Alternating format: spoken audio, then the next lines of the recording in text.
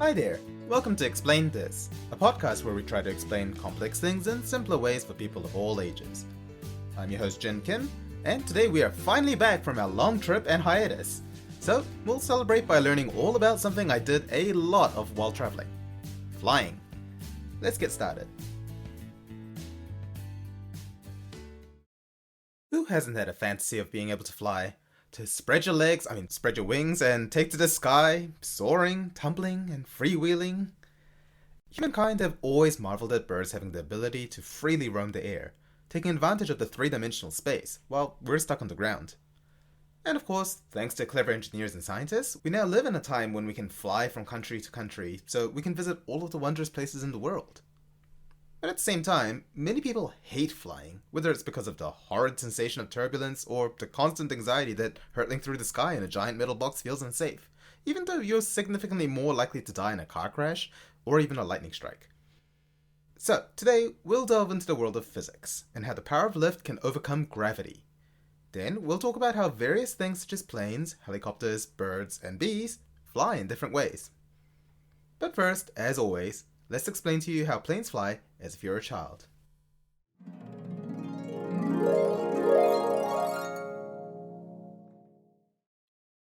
Are you a good swimmer?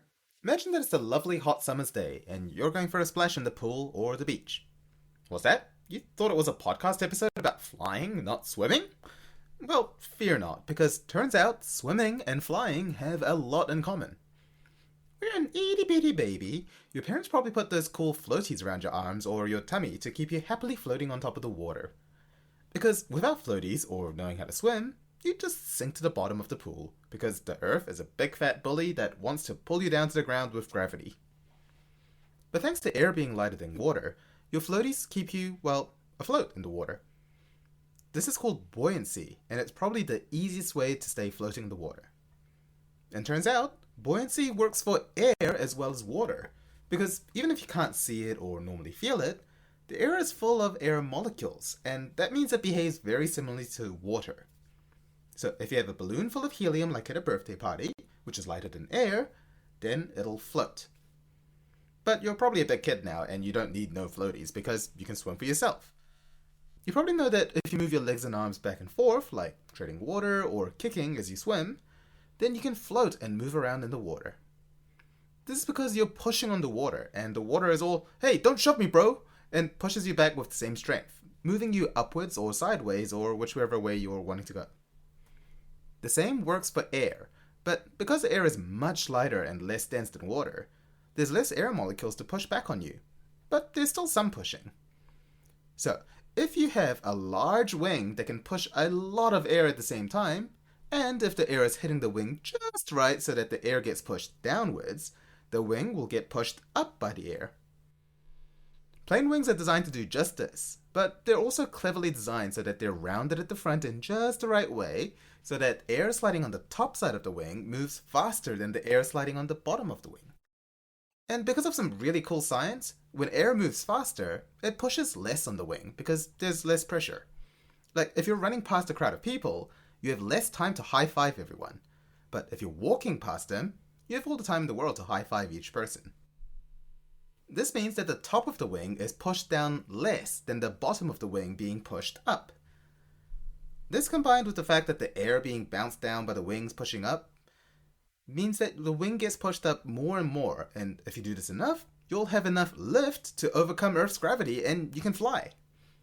But big warning here, flying involves a lot of complicated maths and physics and engineering, so don't think you can just strap on some wings and jump off the house. You'll definitely break many of your bones and probably die, like many brave but foolish inventors throughout history have. Leave the flying to the experts like pilots and birds and bees.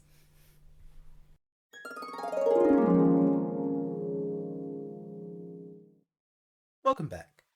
Unsurprisingly, defying the predominant force that affects us, gravity, is no small feat, and involves some extremely complicated science.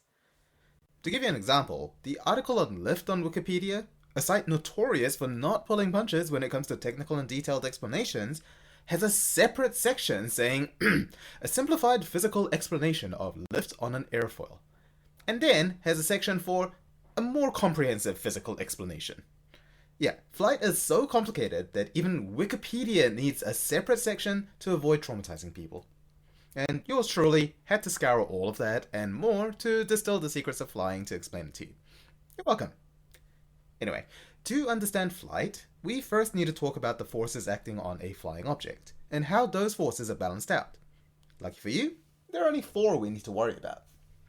First, there's gravity.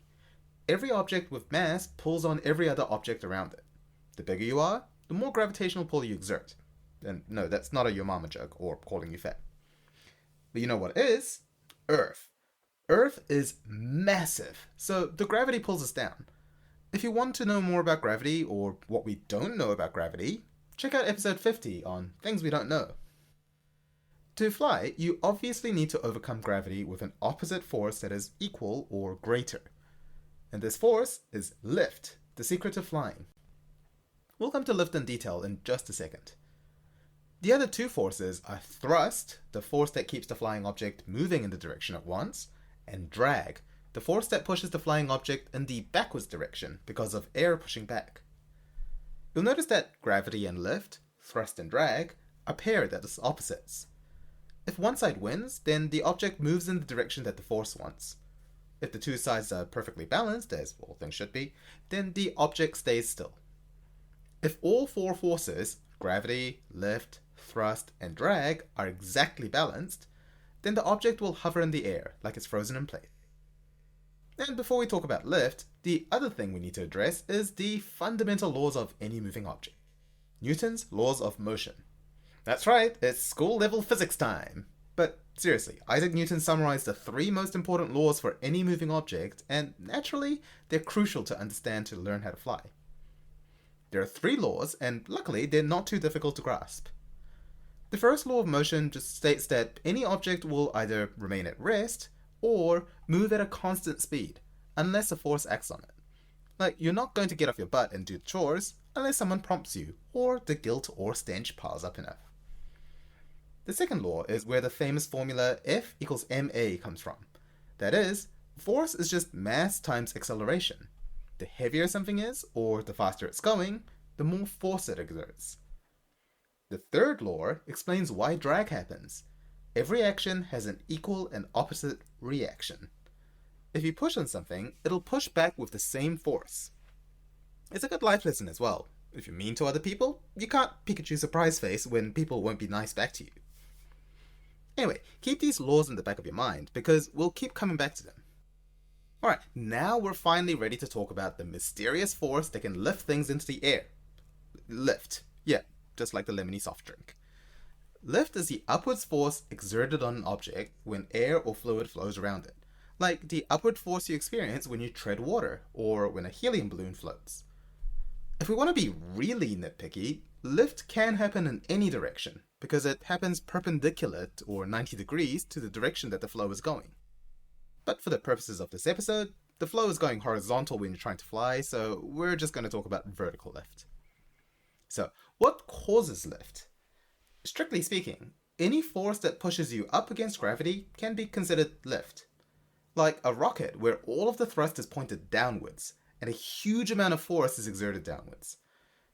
Due to Newton's third law of motion, an equal and opposite reaction force pushes the rocket up into the sky. If the thrust is powerful enough to overcome gravity and the weight of the rocket, that is the mass times the gravitational acceleration, because F equals ma, then the rocket will shoot up. There's also buoyancy that we've mentioned before. If you immerse an object in a fluid, like dropping a rubber duck in the bathtub, it will push the fluid away from it, displacing a certain volume. As the object pushes on the fluid pushes back, because Newton's third law. See how it's coming up again and again? Well, the reaction force is called buoyancy, and it's equal to the weight of the fluid displaced. The more fluid you displace, the greater the buoyancy. This is why a large raft with a big surface area floats better than a ball of the same weight. Now, if you weigh less than the buoyancy you exert as you are immersed, then the up force is greater than the down force, so you float. The easiest way to do this is to be less dense than the fluid you're surrounded by, because you'll take up the same volume, but weigh less. This is why balloons float in water, because air is a lot less dense than water. And turns out, air acts very similarly to fluids, because it too is just a bunch of molecules swimming around freely. It's just a lot less dense. Which means, if you have a balloon full of another gas that's less dense than air, such as hydrogen or helium, then the balloon will float due to buoyancy. It also helps that the atmosphere gets thinner and thinner as you get higher, which means that there's a pressure gradient. That is, air pressure drops as you get higher. Therefore, the air beneath you pushes up more than the air above you pushing you down. So, as long as you can fight gravity, the atmosphere will naturally help lift you by gently pushing you up. This is how helium balloons and hot air balloons flow, because when you heat a gas, it expands, taking up more volume and becoming less dense. PV equals nRT if you remember high school physics. Anyway, this is the simplest way to fly, to create enough buoyancy that it has sufficient lift against gravity. This is called lighter than air flight, because you're using things lighter than air, duh. But as the Hindenburg disaster showed, gigantic balloons full of hydrogen are extremely flammable and dangerous, while helium is surprisingly rare and we're at risk of running out of helium in the near future. So, now we can get to the good stuff, how airplanes fly. And if you thought Newton's laws of motion and the ideal gas law were hard enough physics, whoo boy, hold on to your seats because it's about to get wild.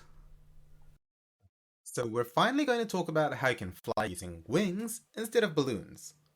We've talked about how flying is all about getting more lift and gravity so that you can move up. So how can you generate lift while being heavier than the air that you're trying to swim through? You might have learned in school that lift has something to do with the equal transit time theory, or longer path theory. Wings are designed to be a specific shape. I'll check an image in the show notes so you can see, but essentially, the cross-section of a wing looks a bit like a fish. It's more rounded in the front, and the tail part tapers off and becomes thinner. The top part of the fish's head is thicker than the bottom, so that there's a steeper slope on the top of the front of the edge, compared to the bottom. Just look at the image and it'll be much clearer. We call this kind of design an airfoil, a streamlined body that can generate lift. Anyway, the equal transit time theory suggests that because the top half of the wing has a bigger curve than the bottom, air molecules have to travel further on the top half compared to the bottom to reach the back of the wing. Then you're told that since the air molecules have to reach the back at the same time, the air riding the top of the wing has to move faster than the bottom to catch up. And because the Bernoulli principle, blah blah blah, faster air means lower air pressure, which means that the higher air pressure beneath the wings push it up, creating lift.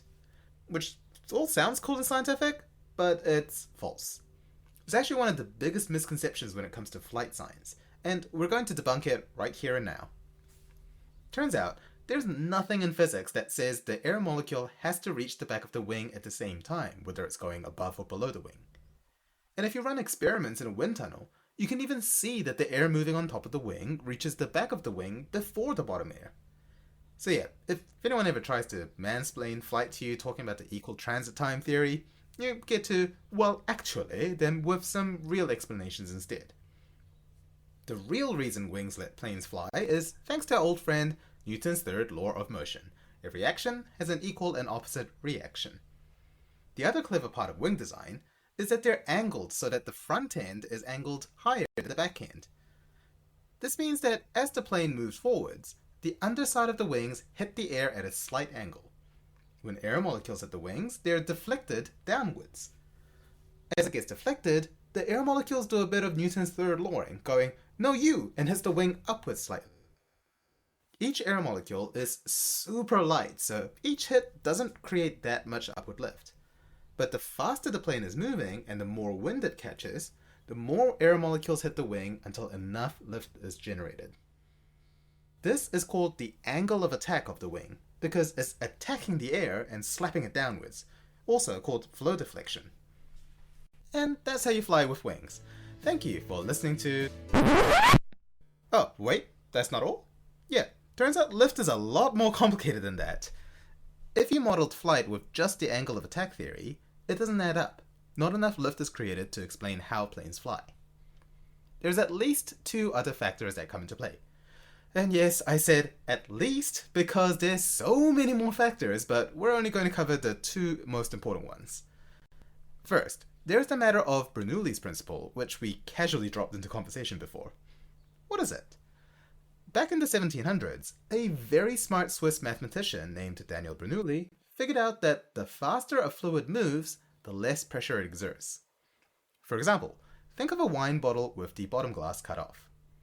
If you were to connect both the wide and narrow ends to pipes and made water flow through it, the water will start to flow faster when it reaches the bottleneck. This is because the narrower the stream, the faster fluid flows. You can see this with a garden hose. Just squeeze the end to make it narrow, and the water will spurt out faster. Same with blowing air out of pursed lips compared to an open mouth.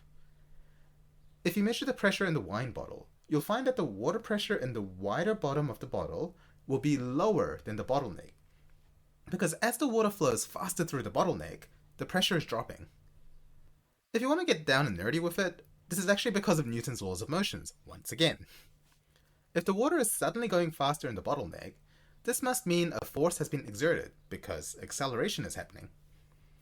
That force had to have come from somewhere, which means that the pressure in the wider part of the bottle must be higher than the narrow part.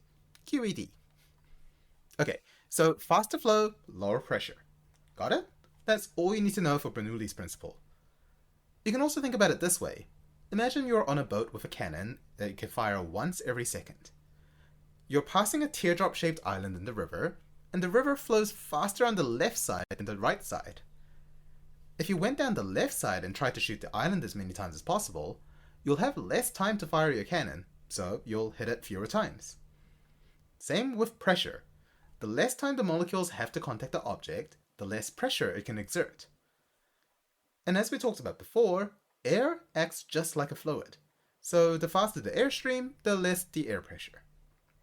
Wings, or technically speaking airfoils, are designed so that the top part is more curved than the bottom part. Most airfoils also have something called a camber, where the top is much more convex than the bottom, like the fishtail flicking down slightly. The specific shape means that the air moving above the wing have a nice smooth slide to travel over, while the air beneath the wing keeps colliding with the underside, slowing it down. Therefore, the top air moves faster than the bottom air, which means lower air pressure. This means that, once again, we have a pressure gradient. The top of the wing is being pushed down by air less than the bottom air is pushing up. Therefore, we have lift. The camber of the wing also results in something called a streamline curvature, which creates even more of a pressure difference thanks to Newton's laws of motion. We're not going to go into the details of that one because the maths becomes a bit mind-boggling.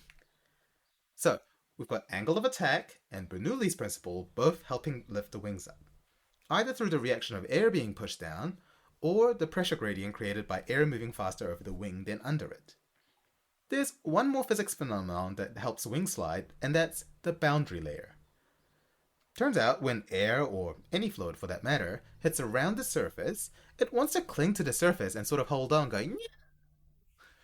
So, when air strikes the leading edge of the wing, that is the front of the wing, a very thin film of air clings to that rounded edge.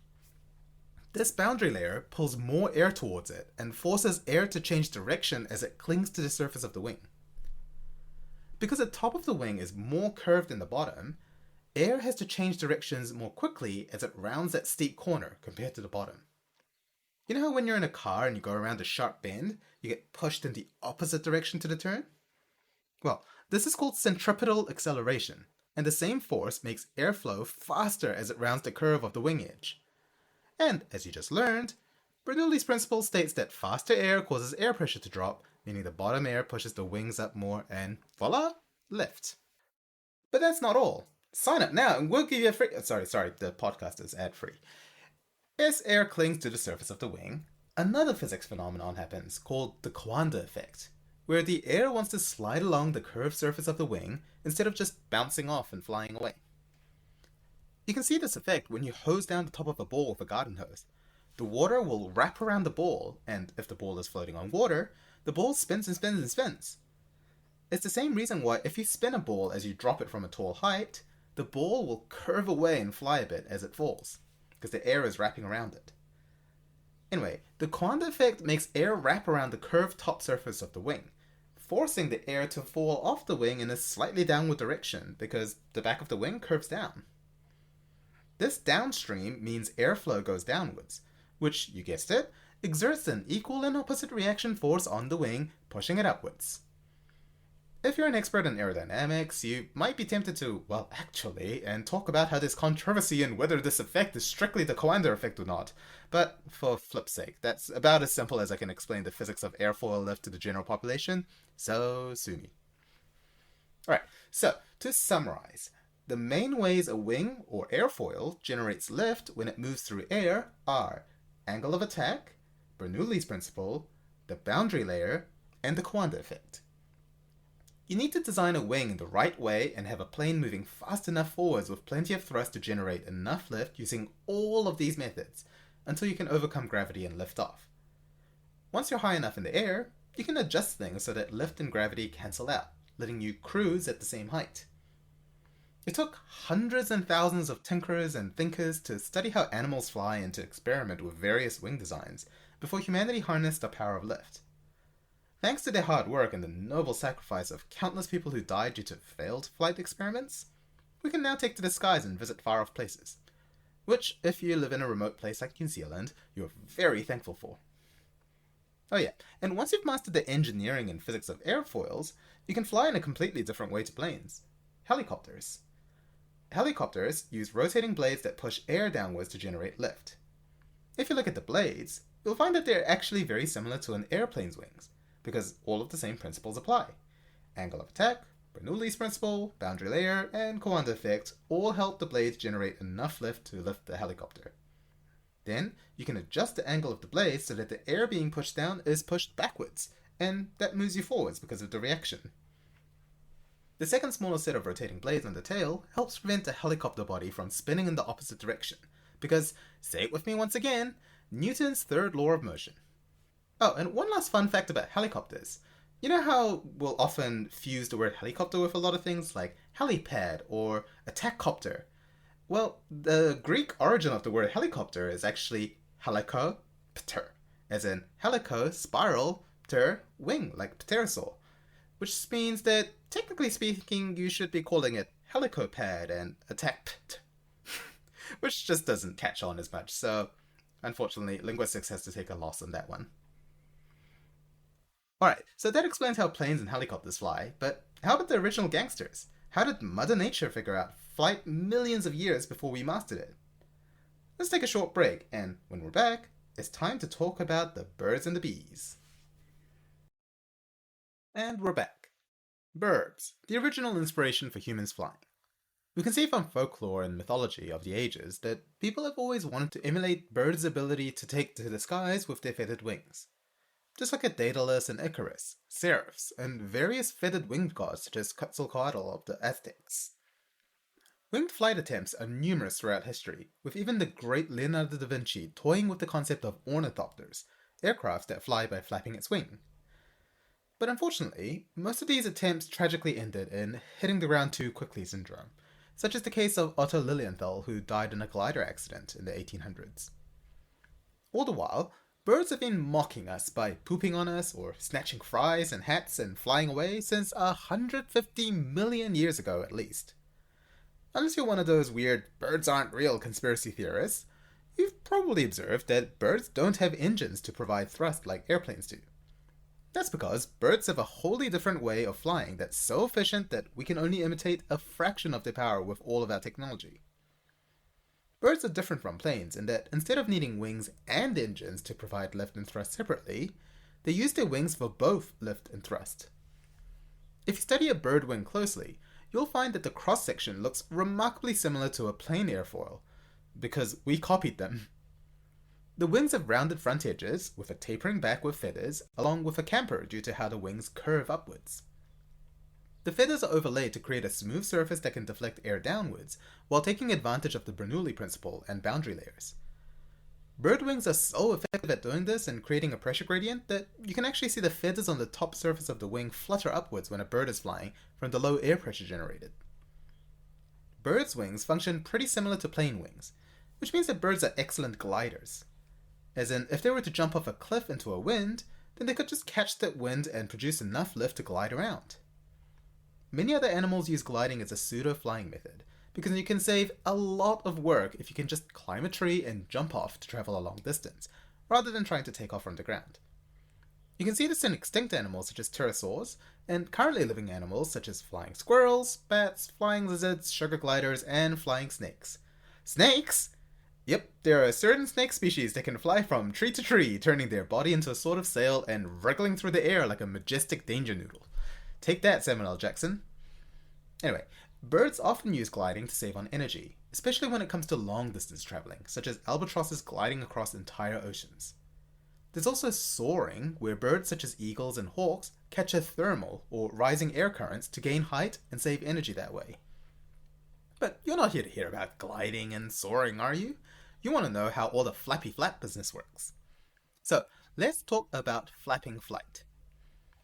Bird wings are analogous to our arms. If you look at a bird's skeleton, you can see that same bone structure as our arms, except their fingers and wrist bones are all fused into a little wingtip. If you don't believe me, the next time you have chicken wings, look closely at the bones, then look at an anatomy textbook. You'll find our forearms have the same bone structures with a radius and an ulna. So you can imagine that when a bird is flapping its wings up and down, it's like you moving your arms forwards and backward. Except you need to flap really hard to generate the thrust and lift necessary to take off, which means birds need really strong flying muscles. And what muscle group pulls your arms forwards to lift something heavy off your chest, I wonder? That's right, Gym Bros, it's the pecs, or pectoralis major to be specific. Birds have the mother of all pectoralis major muscles that they almost put Hugh Jackman's glorious Wolverine pecs to shame. I know, I said almost. This is why when you get a slab of chicken breast from the butchers, it's so chunky because that's all pecs, baby. But actually, it's not all pecs, because birds have another set of muscles in their chest, the supracoracoideus muscles, that work against the pec major muscle to lift the wings backwards. The cool anatomical fact here is that it's super rare to see an antagonistic pair of muscles like biceps and triceps, or quads and hamstrings, on the same side. But birds have both sides of their flapping muscles on the chest side instead of using chest and back muscles. Why? Because if you put both of these bulky muscles in the front of the chest, they can lower their center of gravity and it helps balance them while flying. The supracoracoideus muscles aren't as big as the pec major muscles, because downstroke is where you need a lot of power, whereas on the upstroke, the wings will just automatically lift up from the drag. Anyway, birds use these two pairs of muscles to flap their wings up and down. But it's not as simple as flapping up and down. There's actually a more intricate movement hidden in the flaps. If you look at a bird taking off in slow motion, you can see that as they bring their open wings down for the downstroke, the wings move down and forwards like they're wafting their fart at you. Rude. They also rotate their wings so that the leading front edge is pointed a bit downwards, so the underside of their wings are pointing back and down. This means that the powerful gust of air pushed out by the wings move backwards and downwards, which, by Newton's third law of motion, pushes the bird forwards and upwards. This is quite different to how plane wings work, where we want the angle of attack in the opposite way to catch wind and deflect it downwards. In fact, bird flight looks more similar to helicopters, where you move forwards by tilting the rotating blades slightly forwards, so that the air stream is pointing backwards and downwards. Alright, so downstroke is only half of the game. What happens on the upstroke? If the bird was to simply flap its wings forwards in the same way, it wouldn't be able to fly because it's moving air in the opposite direction, so the thrust will cancel out. So the bird does two clever things. First, it rotates the wings and sort of tucks it slightly so that it doesn't create as much drag. This means that the bird won't accidentally create backwards thrust. Secondly, it opens up the wing feathers so that wind can go through the wing. This lets the bird pull its wings up and back without much drag. In fact, when a bird is in the upstroke of its flight, it is effectively in freefall. It's just that the downstroke generates so much thrust that it's going 3 steps upwards, 1 step downwards. Now, also remember that as the bird is pushing air downward on the downstroke, it's lowering the air pressure above the wing, because the air that was there is now pushed down. This creates a pressure gradient that also generates lift. And remember, lift is just one part of the equation. If you have too much weight, gravity holds you down extra hard. So birds have all kinds of other adaptations to make it easier to fly. They have hollow bones that are super light. They have an aerodynamic body shape and smooth feathers to slip through the air. They mix their poo and pee and squirt it out regularly to reduce the payload weight. This is why human beings wouldn't be able to fly just by slapping on some wings on our backs. The rest of us isn't designed for efficient flight. This is a grossly simplified version of how birds fly. There are scientists all over the world studying how birds take flight, because there's so many fine movements in the joints and feathers of the wings that affect how much thrust they generate, how drag is modulated, and how the birds change direction and speed in mid-flight. We're still learning heaps of new things about how birds fly and how we can use them to improve how our machines fly as well. And not every bird flies the same way. We already talked about how albatrosses are more gliding birds, so they have very long, wide wings like paddles. Eagles are soarers, so they have slotted wings that look like fingers at the end of the wing. Then there are the smaller birds that have triangular delta wings that let them do fancy acrobatic maneuvers mid-air, like fighter jets. Then there are the magical hummingbirds that do something so different that they get their own category. Hummingbirds have the ability to hover perfectly in place, because they need to hover in front of a deep flower to lick all the nectar out. This means that they have the ability to perfectly control their lift, thrust, and drag to avoid any unnecessary movement mid-air. You can't do this with the regular way birds fly, because they go up and down. So instead, hummingbirds flap their tiny wings in a rotating symmetrical way, sort of like a pendulum moving, or a figure of 8. This means that as they move their wings back, it sweeps down and back until it gets midway through the arc, then it starts sweeping upwards. Then, the wing makes a mirroring motion as it moves forward, sweeping down, then back up. Using this pendulum-like movement, hummingbirds create the same amount of lift with both the backstroke and the upstroke. Unfortunately, this is an extremely inefficient way of flying, so hummingbirds burn through a lot of energy. They're already teeny tiny to minimize weight, so this means that they basically spend their whole life on a sugar high, flitting around to get the next fix before they literally starve to death. So yeah, birds are pretty dang cool. So much so that we copied a lot of how their wings and bodies work to invent airplanes. It does turn out that the way birds fly don't scale up as well when it comes to passenger jet-sized flying objects, which is why there's so many differences between planes and birds. Anyway, let's now talk about one more different way of flying, because did you know that engineers have proven that bees defy all physics and that they shouldn't be able to fly, meaning they're pretty much magical aliens? Well, they're not. Bees are awesome, but they're certainly not magical or unscientific. So, you should follow the general rule of clickbaity shock titles and assume the answer to those kind of questions is no. So, instead, let's talk about the science of how bees and other insects fly. So, turns out that flight has evolved at least 4 different times throughout the history of life. We've already talked about how even birds have different ways of flying, from flapping to soaring to gliding. Well, turns out, insects evolved a completely different way to generate lift compared to bird wings.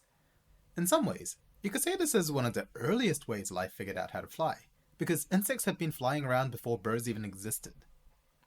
Some insects fly using unusual methods, such as some baby spiders spinning super cute gossamer silk balloons to float around in the breeze like Mary Poppins, but for the most part, insects use wings to fly. But instead of feathered wings like birds, most insects have membranous wings, clear, translucent, super thin, yet super tough and resistant to tearing. Bird wings are designed to generate a lot of thrust of each stroke, using powerful muscles. But at the scale of the insects, they can't have bulky pecs weighing them down. So instead, most insect wings generate a small amount of thrust, but they flap them a lot faster than birds. Because you can either flap big wings less frequently, like butterflies, or small wings very fast, like a fly. They also don't flap their wings using a pair of muscles that move the wings up or down like birds do. Well, most of them at least. Dragonflies and damselflies are the only exception, where they have a pair of muscles directly attached to the wings, much like birds. But almost every other winged insect, all belong to the class of Neoptera, use something called indirect flight. This means that instead of having the muscles directly attached to the wings to flap them, they contort their entire body to move the wings. Yeah, it's really cool. These insects, such as bees, flies, beetles, and so forth, have 2 pairs of muscles that run through their entire chest, or thorax. They have long horizontal muscles that go from head to bottom, and vertical muscles that go from back to belly. When the horizontal muscles contract, their thorax squishes front to back, like they've hit a wall at high speed. Their wings are fixed to the exoskeleton that covers their body, so when the thorax deforms in this way, the top of the thorax bows up, pushing the wings down. This is the insect's downstroke. Next, when the vertical muscles contract, the thorax springs back to the normal shape, pushing the wings up. This happens hundreds of times per second, generating lift for the insect. But remember how before I said that insect wings are very different from bird wings? Yeah, the wings are super thin and flat, which means they can't use the same tricks birds and planes use with Bernoulli's effect and the streamline curvature theorem, and all that fancy physics. So, you know what they do? They instead create mini tornadoes and ride them instead. Boom! Nature is metal. This is called the leading edge vortex method, and we've only properly come to understand it in the last 20 to 30 years with high-speed cameras and other fluid dynamic research technology, finally being able to record what these busy bees are doing when they fly. Turns out, when insects flap their wings, they too are rotating their wings, kind of like how birds move their wings in intricate ways to control the thrust direction. When the insect is in the downstroke phase, it pushes its wings down and forwards, just like a bird. Then it supinates the wing, which means it flips it over and rotates the leading edge of the wing backwards. Think of having your arms out to your side with your palms facing down and turning them up so your thumb points towards the sky. That's supination. When the downstroke is finished, the upstroke happens, pushing the wing up and backwards, again just like a bird. Here, the insect flips the wing back over the reverse way, or pronation, like you're turning your thumb down to the ground this time. This constant rotation of wings as it flaps, plus the high angle of attack because their wings are almost vertical like they're about to slap someone, and high speed of flapping creates turbulence in just the right way to create a vortex of air right at the leading edge of the wing. That is, a spiral, much like a smoke ring or a tornado. The vortex forms and is pushed down the top of the wings. As the insect keeps flapping, more and more vortices are created and pushed down, and pushing these vortices down generates enough reaction force upwards, which creates lift. Yep, bees are literally riding mini tornadoes that they create by doing scrunchies. How cool is that?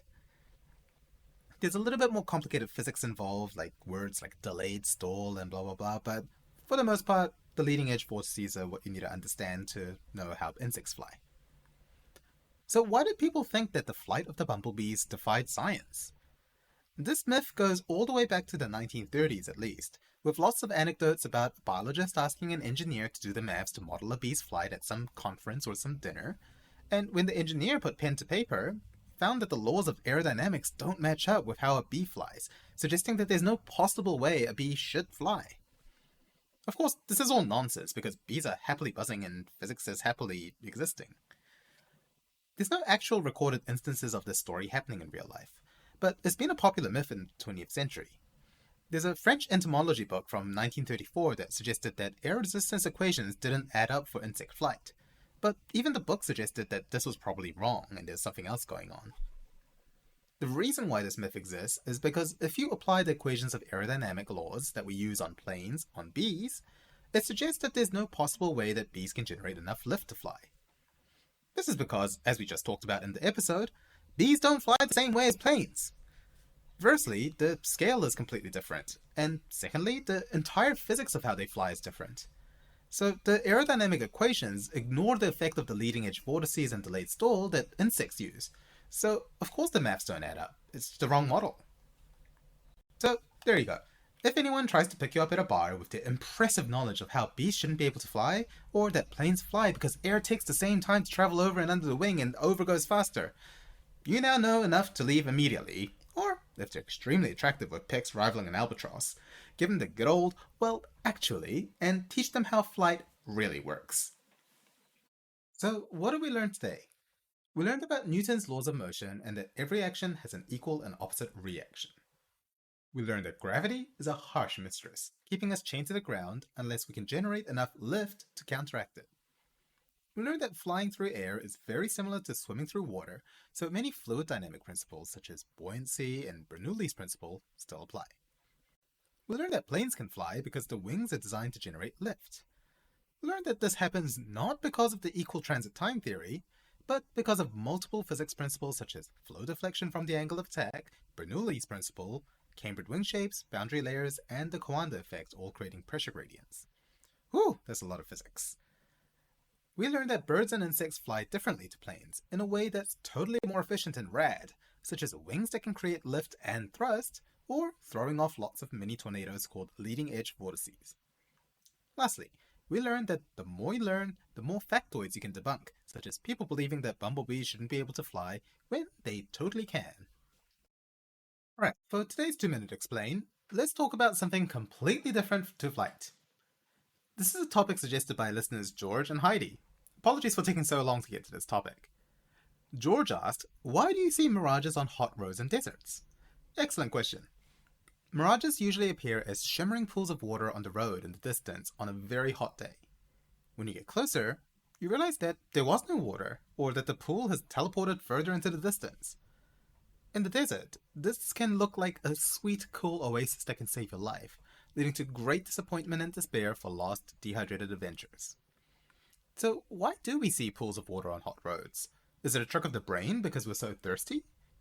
Well, it's actually a trickery of light. The types of mirages we're talking about, seeing pools of water in hot roads and deserts, are technically called inferior mirages, because you see them beneath the surface. This happens because as air is heated by this hot surface, such as asphalt or sand, it expands and becomes less dense. The air above this layer of air is cooler, so it's denser. When you have two different layers of air density, you get something called refraction, the bending of light. You see, light normally travels in a perfectly straight line, provided it's traveling through the same thing. When the light goes from one area to a different area with a different density, the light might have to push through more or fewer molecules, meaning that it changes direction.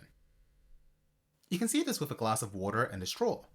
It'll look like the straw is bent as it goes beneath the water surface. This is refraction. The straw isn't bent, but the light waves bouncing off the straw is bent.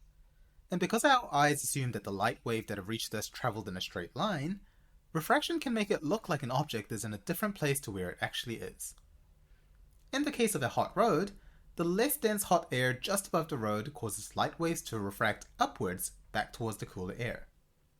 This means that if this refracted or bent light reaches our eyes will assume that the light is traveling straight upwards from the ground, and that whatever we're looking at is under the road surface. This is actually very similar to how mirrors work, how it looks like someone is behind the wall when they're actually behind you. Most often, what we're looking at is actually the sky. The light from the sky comes down towards the ground, refracts upwards due to the heated air, reaches our eyes, which interprets as the sky being beneath the ground. This is why it looks like there's a pool of water. It also tends to be quite shimmery and fuzzy because of the refraction, which is why these kinds of mirages are also called heat haze. Sometimes you can even see upside down objects in a mirage, whether it be a car or a camel. Now, the cool thing is, mirages don't have to be from hot air. It can happen with any kind of refraction in the atmosphere. Which means that depending on the air temperatures and how they're layered, you can have refraction happen in the opposite direction, resulting in something called a superior mirage. Which doesn't mean that they're cooler than inferior mirages, even though they kind of are. It just means that it happens above the surface instead of below. Superior mirages can make it look like there's an upside down boat flying through the sky, or in some cases, it can look like a rapidly shape-shifting giant in the horizon, which is called a Fata Morgana, named after the shape-shifting fairy half-sister of King Arthur.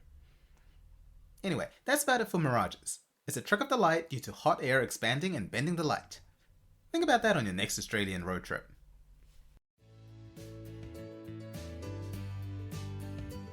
Well, that's it for today. Thank you for listening to Explain This.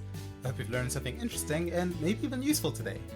We'll see you next time, since we're hopefully back on schedule for every first Friday of each month. Bye for now.